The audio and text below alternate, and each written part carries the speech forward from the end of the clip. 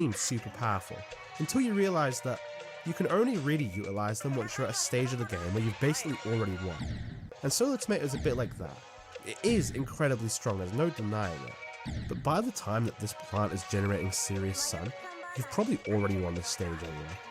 There's not much else to say. I'm not a big yellow guy, so that keeps him from being a bit higher. Kneel before Christ! That's right guys, a second pea shooter has hit the tier list. The electric pea shooter.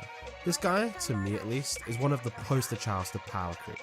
It doesn't pack quite the same punch as the Cora. When you compare it to its parallel, the Repeater, the difference is absurd.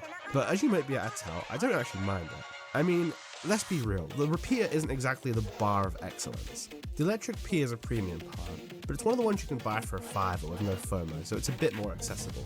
Truthfully, I think my perception of this plant is just a little skewed, as Zack Scott uses this guy in like every single one of his videos, and it's max level and just goes bonkers ripping apart all the zombies.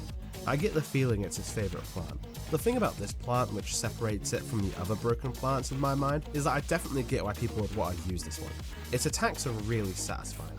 It makes this really nice little crackling sound as it tears up zombies in 3 lanes. I do distinctly remember this guy being very strong in Garden Warfare, which I believe it appeared in first, so that's a nice little throwback. I'm not entirely sure why I like this one so much. Its plant food effect is very underwhelming, but I do like the way the little peas fly off of it.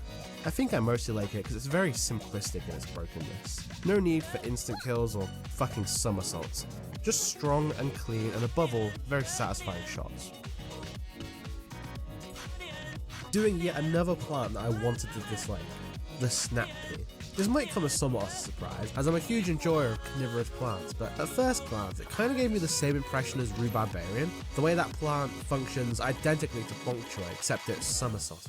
God, I can't believe that plant just somersaults, it pisses me off so much. I'm thinking that might actually be my least favourite plant, I'm thinking I'm gonna have to lower it even more. Anyway, stupid somersaults gave me the same impression as the snap pea. As in, it's a chomper, but with loads of extra little bits it doesn't need. Just to briefly go over the snap pea, it will dive underground and eat a zombie from range, and then the snap pea will fire the head out like a projectile when it's finished chewing. And if the snap pea's facing a zombie it can't eat, it will fire peas at it, albeit very slowly. It was that last one that actually got me thinking, however. Unlike the somersaulting douchebag, these are kind of logical progressions to the chomper. I still think the diving underground is a little bit silly, but as far as gameplay is concerned, I think it's fine. It costs 50 sun more than the Chomper and chews ever so slightly slower. It's definitely better than old Chompy, but by a surprisingly healthy margin actually. And then there is the other side of the snap pea I've not mentioned yet.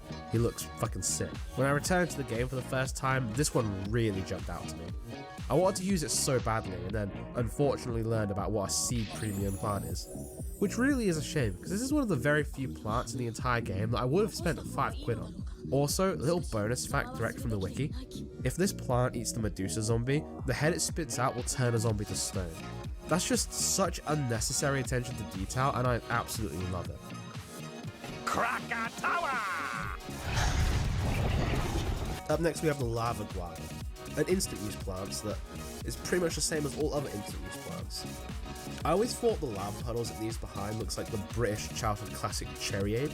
Imagine a lemonade but cherry flavoured.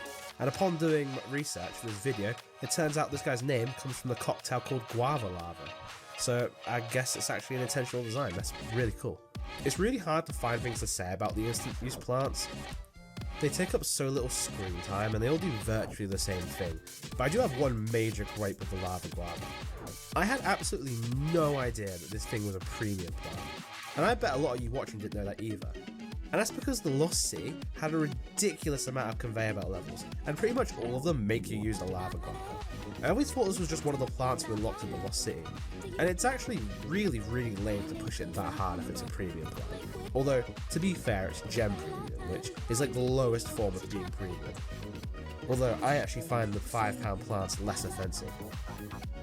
That's it really. The Lava Guava is a fairly inoffensive plant which shouldn't really be a premium, but I do like that it's a soda reference.